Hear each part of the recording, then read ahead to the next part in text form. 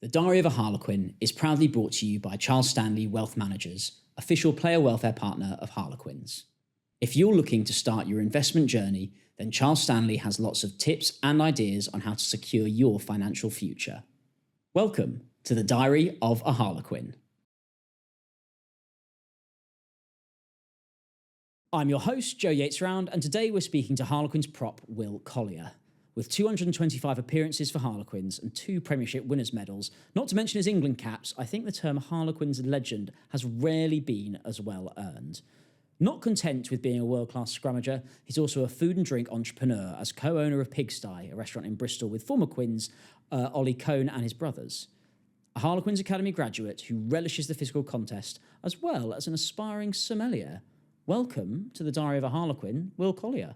Thank you very much for having me. Oh, it's lovely to be here talking with you. Like I said it in the introduction, a bona fide Harlequins legend, 225 appearances in the famous quarters. Do you feel like someone that's made 225 appearances for Harlequins? Physically, yes. First, that's very, very generous of you, the Harlequins legend part. Thank you very much. But yeah, I mean, looking back at the first cap, Wasps in Abu Dhabi, all those years ago, wow, that does seem a long time ago. So I think it's season number 15. And those appearances, I mean, yeah, you look back through the years and it feels about right, that volume. So first appearance Wasps against Wasps in Abu Dhabi, that must have been a hellish temperature to play rugby in. It was extraordinary. I just came off the bench, luckily. So I only played kind of 20 minutes as a little cameo, but I think we had the likes of Joe Launchby playing in that, and obviously plenty of others, plenty of the other young boys as well. But we played in the evening, so it wasn't quite so bad, but still balmy. Yeah, balmy. Yeah. That's a long time ago, as you say, and kind of you've been on a mad journey in that time at Quins with both Premiership wins and that fallow period, I guess, almost in between those 2 Premierships from a success on the pitch period. But seen a lot of change with coaching group, players that have come and gone. Like, I asked Danny this when he was on the podcast in the first season, 2012 or 2021, which Premiership win was better? I mean, I'm going to lean on 2021, mainly because I got on the pitch. But, I mean, when I say no one really got on, Connor didn't like making many changes, so yeah. Me, Lambert, and Buchanan all warmed the pine for the whole final, which was arguably great watching it as a spectator as well. Yeah, but it's quite nice being on the pitch, raising your hands in celebration. But I think the whole manner of 2021, you just can't replicate it. I don't think no one can. Yeah, from the comeback and the semi to the way we went about winning it, the game against Exeter, everything about it, the year we'd had on the back of COVID, and all the factors, all the different dynamics playing into that match, a lot of boys moving on, all the different coaching setups and everything against all odds. It was just amazing. And to be honest, I think we're only just really getting over it. Really? It's still, to this day, we don't know how we did it. Well, I'd say having watched it in the stands, I'm not sure either, but it was pretty epic. But let's go back then to kind of, you said it's 15th season now, underway at Quins. But going back even further than that, was rugby always the career path that you sort of had mapped out in front of you? Do you know what I think it was? It was one of those, I remember I was chatting to my old man the other day, and you do the career days at school, don't you? Yeah. And people tend to go as what their dads are, and you get the lads with the suitcases and the suits and the bankers, and I wore my Quins rugby shirt that was just down the road at the school in East Sheen, and it was I wanted to be a rugby player. I must have been 5 or 6. I was young then. Yeah. So it's always been that. Obviously, the realities of then professional rugby to what I thought it was back then. And I mean, I absolutely love it. I feel like the luckiest guy alive to be able to do this kind of job. But because it has always been my dream and aspiration to do that, whilst being very conscious that how lucky and fortunate we are to be doing it. It's generally very short-lived. And how did that kind of map itself out then for you? From being that 5-year-old, 6-year-old kid wearing his Quin shirt, being like, I'm going to be a rugby player, I'm a pro rugby player. How did you go about achieving that? Like, was that with coaches at kind of grassroots rugby? Was that, at what point did the Quins Academy start to kind of play a part in that? Because for Quins fans that'll be listening to this, you're sort of living that fantasy dream of people that will have had Quin shirts when they were 5 or 6, but now you get to wear slightly larger Quin shirts while they sit in the crowd and have a few pints. But you were out there kind of doing it for real. Yeah, I mean, it's, as with everyone, it's a long old journey. But I started my youth rugby at Roslyn Park down the road, which is a club very close to my heart, and then got picked up when I was 14, I think it was. We did a tens tournament, Surrey tens tournament. Wow. And I played really well in the tens tournament, believe it or not, at that age, which was amazing. Got picked up off the back of that, and it was Tony Diprose, I think, who was the one who scouted me. So thank you, Dips, if you ever listen to this. And got picked up into the EPDG, Elite Player Development Program, I think it was called at that stage, and did all the England age groups. And luckily it kind of just kept going like that. And then when I signed for Quins, obviously you get loaned out to different clubs, and I was really fortunate enough to be loaned out to Roslyn Park in National One, which is kind of a nice full circle, and go and get filled in by a load of old men for a couple of years and really learn your trade, which I think is an important thing to do, especially as a prop. Yeah, I was going to say, do you find that, I know in recent years we've now got a partnership with London Scottish, so actually a lot of the younger guys are getting minutes playing at Championship rugby, and not a dissimilar experience to what you would have had. Do you think that's an experience that maybe a group in between have missed out on, that being able to blood themselves, and it's important when you're young to go and play against some senior guys who have seen it all before? Yeah, potentially. I think especially as a front row, you get some backs maybe, or back row who can break through a little bit earlier. But for the front row, you need that experience and that exposure to bit, because you're in the age group and you think you know everything. You think I can drill a 16-year-old, I can drill an 18-year-old, I know how to scrummage. And then suddenly you're going out into the national leagues and you're looking at this opposite guy who's probably same, no disrespect, but similar body shape to you. Outrageous. So, that is disrespectful. Very athletic, but not necessarily the biggest bloke in the world. Yeah. And they've got you in all sorts of different shapes, twisting you like a pretzel. You go, how the hell is this bloke doing this? And they're mid-30s. And you've got to learn. You've got to learn your trade, just like anything else. It takes a long time. And I think to develop that scrum experience takes a particularly long time. Yeah. And you've got to put the hours in getting drilled. Well, it's the sort of thing that props tend to really, really relish that. I think you've even referred to it before, it's not just you, but like the dark arts of scrummaging and how you kind of learn that. And that's not something you can just have out the box at 18. Were there some particularly painful encounters that you remember from that loan back at Roslyn Park of being, as you say, turned into a bit of a pretzel by these guys? You think, how on earth are you doing that? There were tons. I mean, I was very lucky enough to be somewhat protected because I was scrummaging with a guy called Chris Ritchie, who was a 40-year-old hooker, who I used to ball boy down at Roslyn Park, and I used to hand him the ball when I was a kid. He'd dry off and he'd throw it. And there's a photo of me sat with him in the change room when I was a kid. Amazing. Then we ended up playing alongside. It was actually me, him and Max Laheath. Oh, wow, okay. And so our combined ages were less than his total. I think I was 19 and he was 20 or something. Anyway, it's so he kind of taught us the ropes and how to box clever with it all. But you definitely come up against all different shapes and sizes, and it's character building. And I think it's crucial for the young boys to do that. And the partnership with London Scottish is quite important to a lot of the young boys. I mean, you look at someone like a Will Hobson who's getting exposure and game time, which is crucial. And then someone like a Finn Baxter as well, who's had all that and he's put the hours in, and now he's just about making that leap and progression into the first team here, and he's done unbelievably well. And I do think a lot of that is the confidence of having put the hours in at a club like that. And how... look, you've referenced my body shape, and let's face it, I was not cut out for front row or really rugby. Athletic. No, exactly, but that's very kind at best. How do you start as a kid? How do you become a prop, right? How do you go from being that 5-6-year-old kid who wants to play rugby to going, right, I can't wait to go and put my head where it hurts and go and scrummage for hours on end? Well, I mean, it's a game for all shapes and sizes, isn't it? So I think that's the starting point. If you're big, I'm going to be careful how I put it. If you're big, you tend to gravitate towards that side. Obviously, I tried to dabble with playing back row at one point, which I very quickly realised wasn't for me. But I think, obviously, if you're big and you're powerful, you tend to get pushed towards the front row. And then as you get older, the scrums are something. I think as you get older, you realise the importance of the scrum and how lucky you are to be able to partake in. I mean, I'm incredibly passionate about scrums. I love them, but I think that's such a unique part of the game. And in youth rugby, maybe you can get away with it and it's not quite so crucial and you can get the ball in and out. But when you get into men's rugby and there's teams that want to do these long scrums and they come hard and you've got a literal ton of weight coming against you, and there's no hiding places, it's probably the most unique sporting encounter in the world. I can't think of anything. I've racked my brains, sumo wrestling, jiu-jitsu, maybe if you're blocking in NFL, but I still think those 16 men going at it like that on a rugby pitch, it's the most unique sporting encounter I think there is, and it's a privilege to be able to put your head in there, or I see it as it anyway.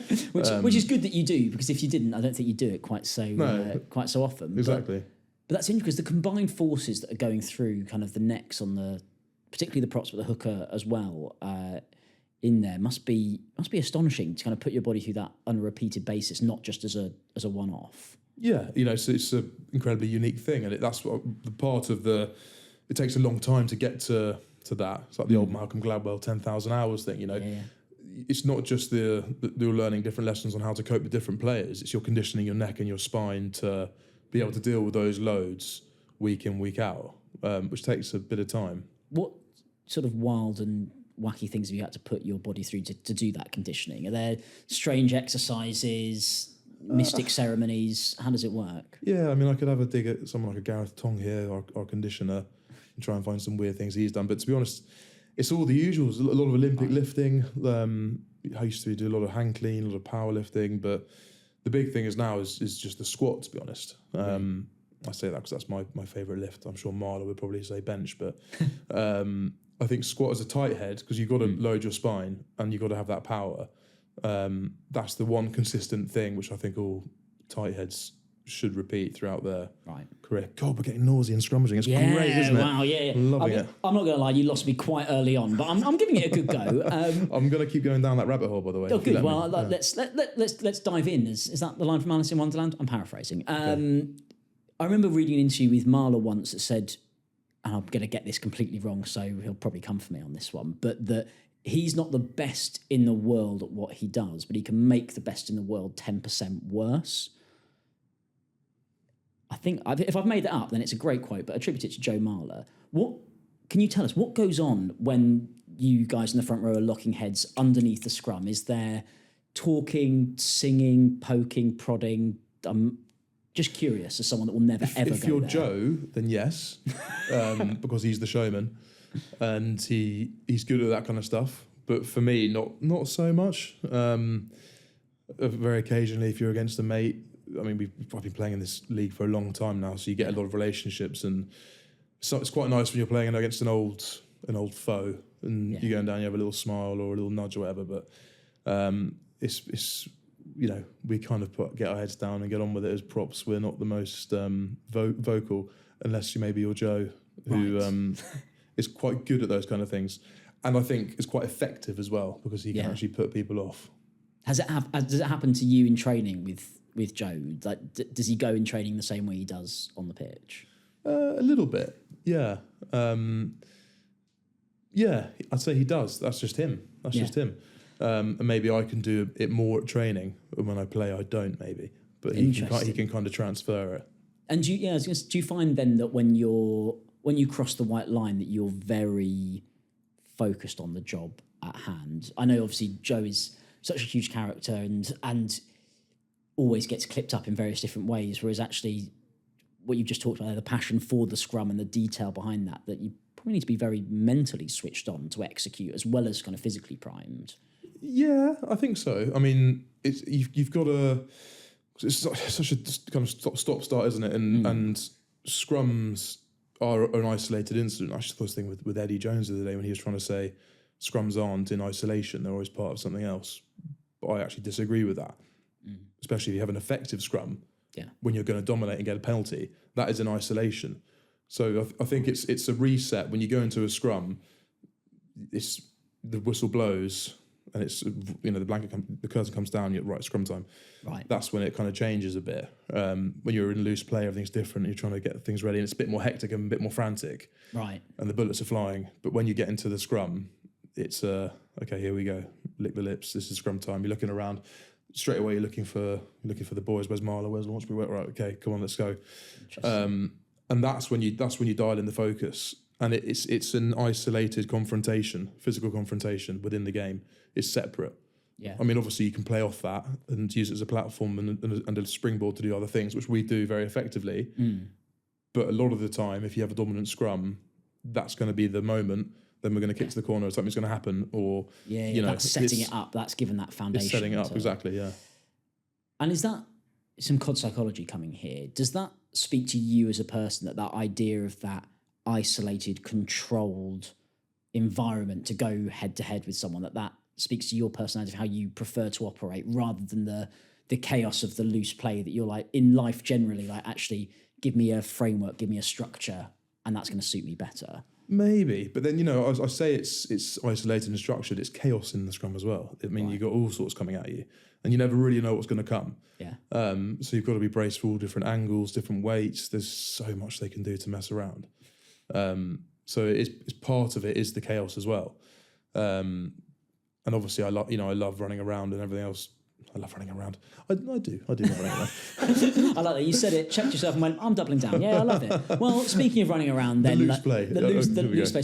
Speaking of loose play, you may not be a great scorer of tries, but you are a scorer of great tries. Or great try. Look, I'm going to stop dancing around it. I think it was Bristol here at the Stoop, Friday Night Lights, Will Collier's down the short side. I remember which one that was. And I think you go back through your back catalogue of tries, you recall, I think you threw a dummy. In Collier corner. That's the one. Yeah. You remember it. Yeah, it's coming back. It's flooding back. Yeah. At what point did you think that was on, or was that just you just trust your instincts? Well, to be honest, it's something I genuinely practice and do a lot in training.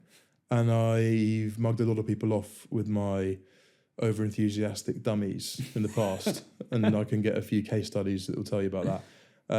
So it's something I have done for years. Yeah. And the opportunity just presented itself. And it felt, the time felt right. Yeah. It just felt right. And I've been holding it in my locker for a while. No teams when they're doing their analysis on the opposition are going to say, watch out for his dummy. Yeah. So I knew there was an opportunity there. Yeah, they probably not prep for this one. Exactly. And I thought, this is it. And yeah, then I kind of blacked out and was under the sticks. Has the temptation ever been there to go back, or are you like, right, I've done it now. Now they're going to start prepping for this. I've got to put that away for another couple of years. I might do another one this season, but I can't obviously say when or in what manner. It might not result in a try or any gain line effectively, but there might be one. Right, that's the commitment that we want on the podcast, that watch out, the dummy's coming back. We don't know where, we don't know when, but it's going to happen at some stage. And if it goes wrong and the coaches get pissed off, I'm straight to me. Perfect. Yeah. They tend not to involve me in many of the performance meetings, but I'm happy to step into that one to say that I saw the opportunity. He had to go for it. The commercial team told me I have to do this. Yeah, exactly. So, okay. Correct. Yeah, that's Charles at the request of Charles Stanley, the official player welfare partner. You had to throw that dummy. Yes.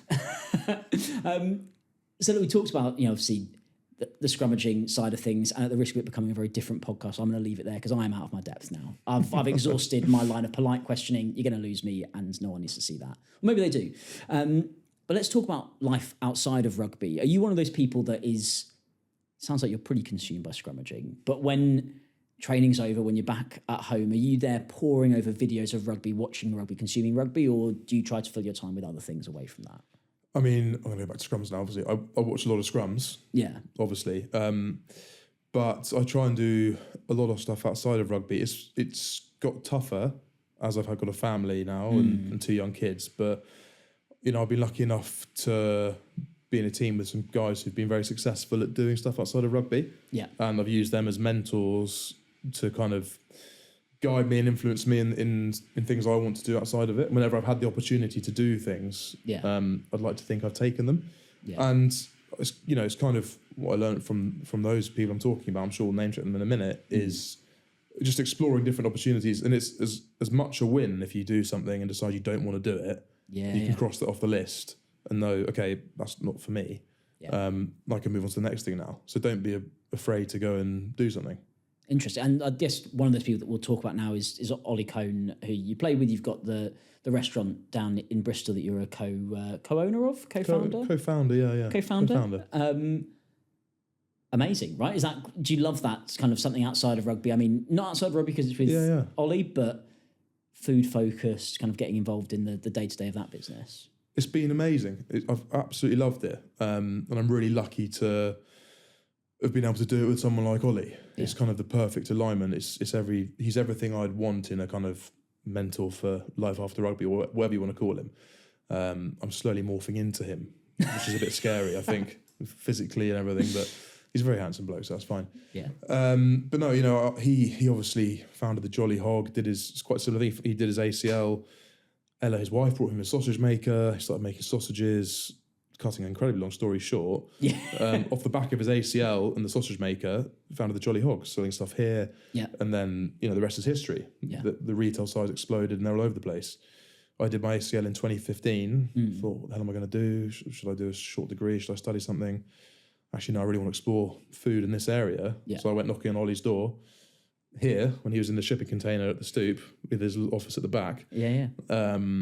And basically came up with this concept of the kind of the restaurant, which we did as a pop-up and a bit of fun, and made absolutely no money, as Ollie did when he first started doing his hog roasts. Made 400 quid, but then realised he actually spent 600 quid and he's lost money. But it's a lesson you learn. Yeah. And we had a great time doing it. And I did it throughout the summer, and then we got offered a site down in Bristol.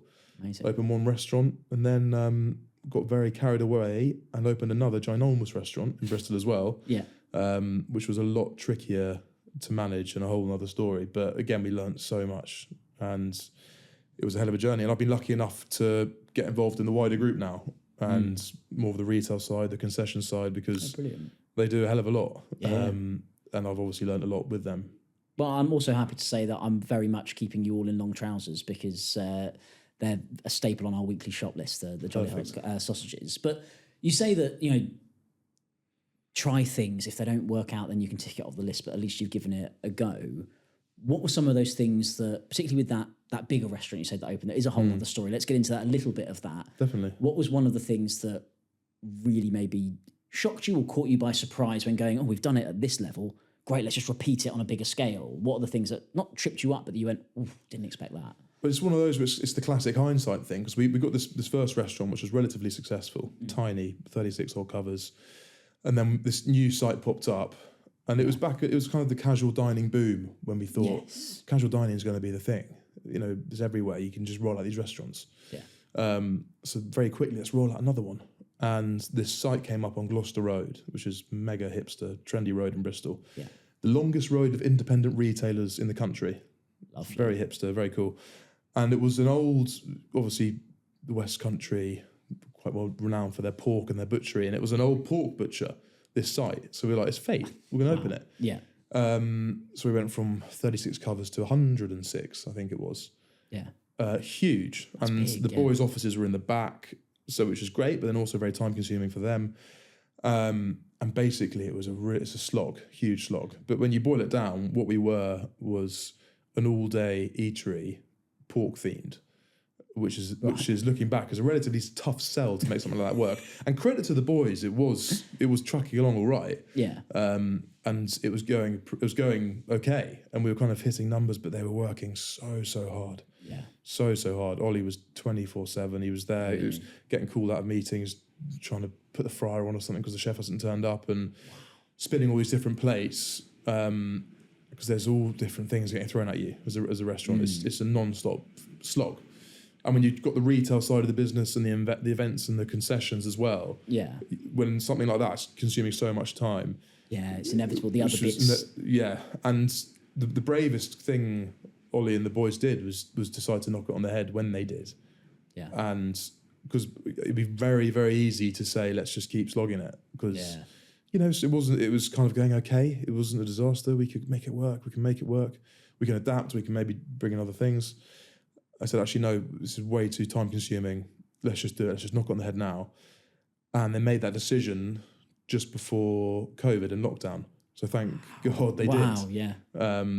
Which was great. And so we decided to close that one. We still got the first one, which goes really well, which is really great. And then obviously in the interim between making that decision to close the restaurant and where we are now, the retail side of Jolly Hog and that whole side of it was kind of just boomed.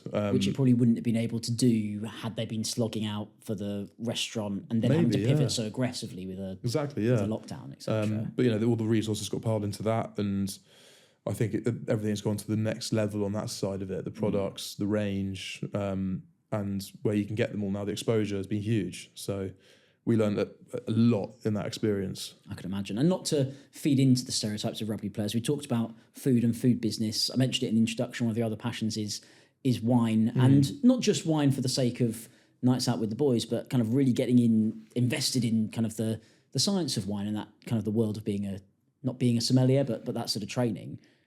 Again, was that just from a personal passion that you're like, I want to learn more about this? Did it come out of that same ACL injury around 2015? How did that sort of start to evolve? I've always enjoyed my wine and loved it. And I was at a period when I wasn't able to do as much of Jolly Hog because they're down in Bristol. Yeah. Wanted to do something else. Had a couple of good mates in wine. And I thought, I'll do my wine exams. So WSET, which is the one that Chris Robshaw has done, which he's told everyone about, and he's just shouting from the rooftops about it, even though he only ever drinks left bank claret now or Bordeaux, which is fine. But I've done level 3, so I'm way better than Chris, which is great. Good, yeah. But I decided it's something I wanted to do, and I loved, and I enjoyed more. And I've got a lot of friends who are very passionate about wine, and in that industry, it's an incredibly tough industry, especially now with where we're sitting in the EU and everything, and trying to sell wine in the UK. But in all the different fashions in the restaurants and retail, if you're bringing wine in, it's a really interesting business. And at the end of the day, it's something I'm very passionate about, and I love my wine. So I wanted to have a better understanding of it. It's not necessarily something I'll do as a career. It may be. But it was one of those things I wanted to explore more of. Fascinating. So go on then, talk me through what's Will Collier drinking right now? What you said? Big game on the weekend. Mate, yeah, so. Not right now, but sort of at the moment. What are your favourites? What are the ones that we should be looking out for? Okay, to put you on the spot, like Saturday Kitchen style. What did we have on the weekend, which was really nice? Domaine Chapelle Beaujolais, which a lot of people turn their nose up at Beaujolais. Very young, like it's fruity and rich. Actually, Beaujolais Nouveau Days coming up, but I like quite a lighter, fruitier style. Okay, which is quite contradictory to me as a person. I know a lot of the big front row there. Yeah, similar to Robbo, they're just going to drink left bank Bordeaux, but nothing against it. It's great wine. But I like that style a bit more. I think Pinot Noirs and maybe some Northern Italy wines, which I know, shout out to our owner, I think it was Charles Jillings, has a real penchant for his Barolo's and Barbarescos, etc. So, God, we're going off down another rabbit hole here, but that's what I'm drinking at the moment. But look, many facets. We've done the scrummaging rabbit hole, we've done the wine rabbit hole. What's the next rabbit hole we'll go down? Let's find out. But interesting that you say that's not necessarily a career move, that was just a passion. Actually, I've got the time, I want to learn more about it. Is that a personality trait that you see in yourself, that when you are passionate about something, you almost want to consume as much knowledge as you can about that topic, like scrummaging, wine? Like, we've joked about it, but you clearly have a very in-depth knowledge and a hunger to want to learn more about those areas. To a certain degree, yeah. I find myself, you can be a bit of a hobbyist almost, and you do little bits here and there, little bits here and there, and one day I'm into this, one day I'm into that. Yeah. But I think when it's something I really care about, and I can go quite hard at it. So like with the Jolly Hog stuff and the food and the restaurant, I donated a lot of my time to that. Yeah. And then with the wine, it was something I made that decision, and I really wanted to see it through. Yeah. And make sure I'm not just doing this and forgetting about it, or it was something I wanted to try and maintain. And to be honest, I don't know where the next step is, whether it's developing the wine or obviously I'm going to stay more involved with the Jolly Hog. But I think maybe it is a trait. I mean, my wife would probably say I am more of a hobbyist, and I do a bit here and a bit there and then move on to other things. But for the things I'm really passionate about and care about, then I want to throw myself in properly. What's the last hobby then that you say you were hobbyist about, that you were like, Like, oh yeah, bit of that, and then cast aside? I mean, there's drumming, there's fishing, there's all sorts, which I do sustain as well. Yeah. You know, maybe just not as much as I'd like to. Okay. But yeah, fishing, a bit of golf. Golf's probably the main one. Really, to be honest. yeah. Let's not shy away from it. That's, imagine there's a few of you boys in the team. That volatile. Really. Yeah. Good golfer.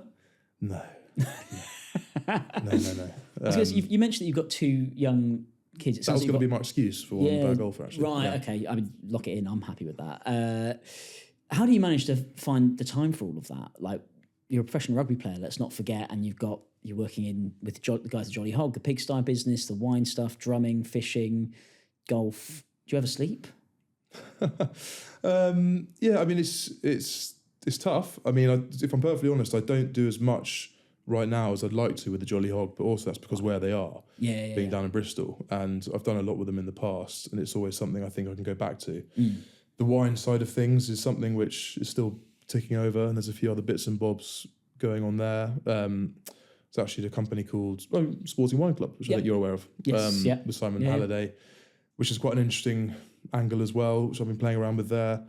But yes, I think, you know, as a sportsman, people think you have a lot of time on your hands, and you do. You've just got to be organised with it. Especially at Quins, that, you know, we're quite fortunate. We get days to recover and days off to rest. And you know, someone like Matt Simmons, who was going into his office 2 days a week, and he really made the most of it. I mean, he was one of the extremes where he was doing it a lot, but if you balance it with the recovery, and as long as you're getting the rugby side of things right first, then you can do that stuff. I think that's something, especially as I get a bit older as well, I almost, and the end is not the inside, because I'm going to go on for years, but you know, of course, you want to make the most out of rugby. You want to actually give more energy to rugby, which is interesting. Some people, I think, when they get to the end of it, panic and say, I know I'm going to be out of a job next year, whatever, blah, blah. I need to figure out what to do, understandably. But my headspace now is, it's such a unique, short-lived thing. I'm going to milk it for everything it's worth. And I'm going to be kind of pretty focused on rugby, especially this year, and get the most out of what I can with Quins, which is where I feel I am right now, to be honest. That's interesting, I guess, that like we've heard people on this podcast and listened to the boys speak in other areas, how differently you guys all approach it. That some guys are like, right, when I get to that age, sort of 28, that's when I'm going to start thinking about life after rugby. I'm going to do all my planning in that final 4 or 5 years of my career, and then boom, I'm ready to go. Whereas it feels like you've done a lot of that work almost already of going, right, I've explored all these areas, and you said yourself as a hobbyist or not, but that means that you've kind of got this period now where you're actually sort of at the peak of my powers. The end's not in sight, but it's not far away in the grand scheme of things. So you're like, actually, let's throw myself into rugby and let's be the best rugby player. Is that? I think that's fair. Yeah, it kind of is. And I mean, you know, I'm not sure by any means what I want to do when I retire. I've got certain ideas. Yeah. I know I'm probably not going to open a restaurant, which is a great thing to know, because if I hadn't have done that and we hadn't have opened that other one, I'd probably be retiring and saying, let's go open a restaurant. Yeah. And then 4 years down the line, I go, oh God, what have I done? But you know, I've done that, and I've explored that avenue. And I think I've spoken to a lot of old boys. All my mates have retired now or moved on through injury. My close mates are Harlequins. You know, there's obviously got the Rob Shaws, the Cones, Lambert, George Lowe, Buchanan. The list goes on and on and on. Huge list. And you speak to them, and it's all reminiscing about the playing days and how lucky we are, and all the stories, the never-ending stories, which get more and more elaborate each time you tell them. But you realise how lucky you are to still be in it. Because I'm kind of the only one still in it out of that group now. You chat on the WhatsApp groups or whatever, and you realise you can't take it for granted. So I'm going to milk it for all it's worth. Quite right too. And so we've heard a bit about, I think I know where this answer might go, but what would you say your extravagances are that you spend your money on? Is it wine, essentially? That's what I want to know. Wine and beef. Wine and beef. I mean, it depends. I go through phases. I've got to be careful. I can't let my wife listen to this, but I mean, the fishing took a bit. Really? Yeah. That took a bit of a hammering. But no, it's wine. It's wine, to be honest. I buy wine with a couple of mates, and we lay it down. But it's an investment, isn't it? It's an investment. I was going to say it genuinely is. Because it actually is. And it's one of those things that it's not. A fishing rod is less of an investment. I'm not going to lie. I'm not an expert on the appreciation or depreciation of those sorts of things. But do you find... Speak to Rob Shaw. He's good at that. Is he? But speaking about like that wine as an investment, is that something that you're conscious of as well, that there will be a time you have to have another career, and actually it is about setting yourself and your family up for that may be a bit volatile to start with, that you've got some other resources or other things? 100%. I mean, it's definitely my biggest anxiety and biggest paranoia, especially when you have a family and kids. And I feel I'm in a quite good situation because I've been very aware of it, and I've had people around me like Ollie Cohn, and others who haven't been in the rugby circle necessarily, who are incredibly conscious about that. And Ollie's always had this thing, multiple income streams and protecting yourself, whatever, which has worked really well for the Jolly Hog. Having the retail, the restaurant, the concession, whatever, being able to pivot on that. But being aware of how hard it's going to be when retirement comes. I think that's the biggest thing, is understanding and being aware. And for some people it might not be. You might jump into something and love it. But for the vast majority, I think erring on the side of this is probably going to be incredibly difficult. Right. And having an understanding of that is quite important.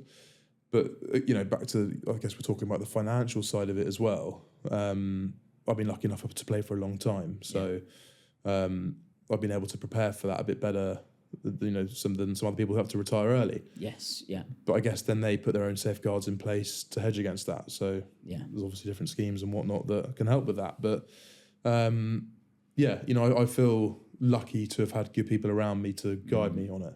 And is that something that as you look back over your career and look forward to what's still to come, any advice you give to some of the younger guys maybe is make sure you've got a breadth of people around you that you can lean on, not just current and former rugby players, which is a great group, but also having those guys outside of it just to lend a different perspective. It's crucial. I think, it's in the counsel you keep is the advice is everything. And it's, I go to these people for everything, be it, contract negotiation or bit of this, bit of that, and you need some advice. There's different people in different walks of life, slightly different dynamics, slightly different outlook, who would advise me on that, and who I kind of look up to, and in the way they do things.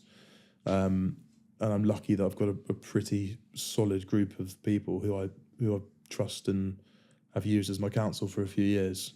But someone, again, who he's dominating this podcast, but someone like Ollie, who's known this for years, he's been planning and planning and planning.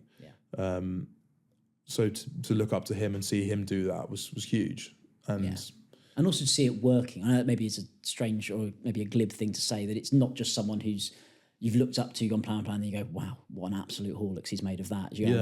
Okay, you're doing it. It's not linear. There's peaks and troughs, but that is the journey that I have to do the exact same journey, but it's possible and it's achievable by following that. That must give you a bit of comfort. And then, name checking a couple of others, two of my other best mates from rugby, George Lowe and Rob Buchanan, on their own separate journeys, slightly entrepreneurial things, but George has got 3 incredibly successful gyms. Rob's got an amazing butcher's, potentially looking at another.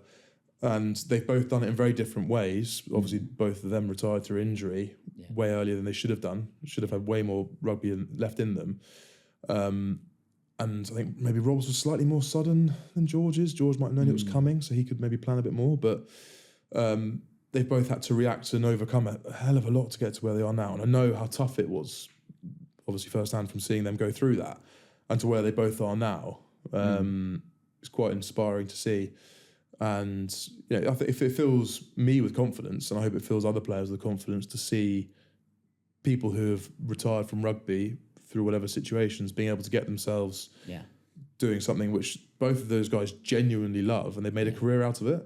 It's not just they're not doing something they don't enjoy. They're passionate about it. Do it. Yeah.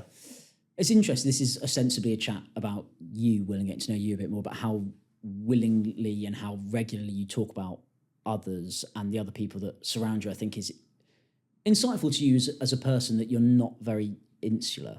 Would that be a fair thing, that you're kind of you've got one eye up looking at the world and going, right, that's what that person's doing, that's what that person's doing, that's how that's working, that's how that's not working? Do you see yourself as someone that's not analytical, but almost like, right, I'd like to know about as wide a breadth of options first before narrowing it down than just jumping into something on a whim? I think that's fair. That's safe to say. Yeah, I just want to do the due diligence on it, I guess. I want to be sure when you're going into something that it's the right thing, or Or if you're going to it, then it's going to be, actually, I don't like this, and it's the wrong thing. But it's I guess knowing your options and knowing what other people are doing. But again, I've been lucky enough to have people around me who have done these things and have been tried and trusted. Because I mentioned George and Rob. They didn't just go into let's open a gym, let's go into the butcher. Yeah. Rob was working for like a meat wholesaler and doing all these other different things which he didn't enjoy.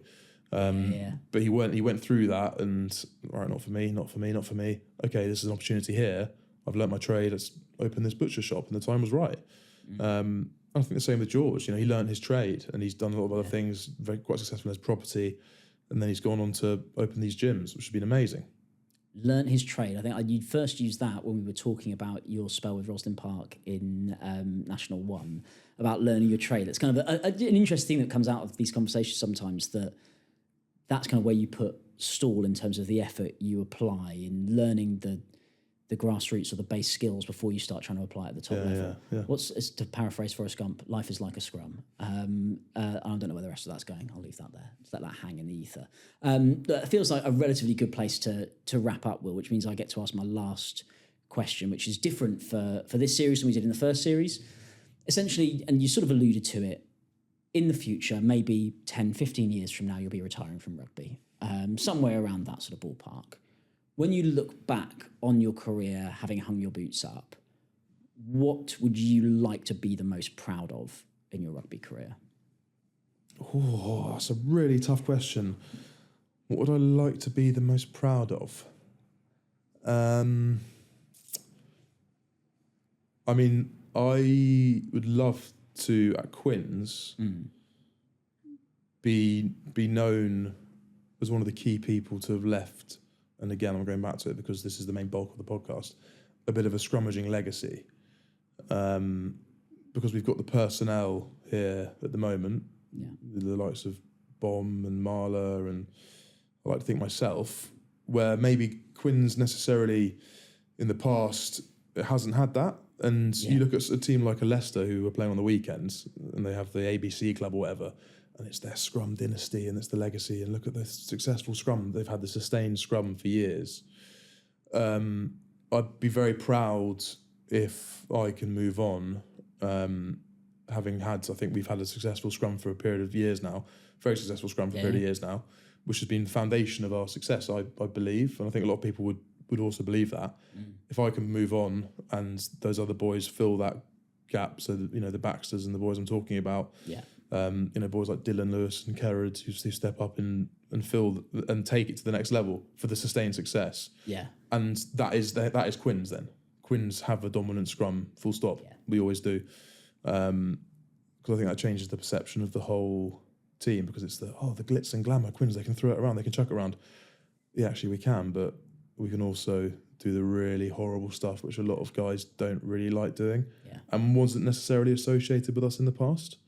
But I like to think maybe that perception's changed. And sometimes those players can do both. They're scrummaging, they're holding their own, and then they're throwing an outrageous dummy and dotting it down onto the posts. Will, thank you very much for being this week's guest on the Diary of a Harlequin. Thank you for having me.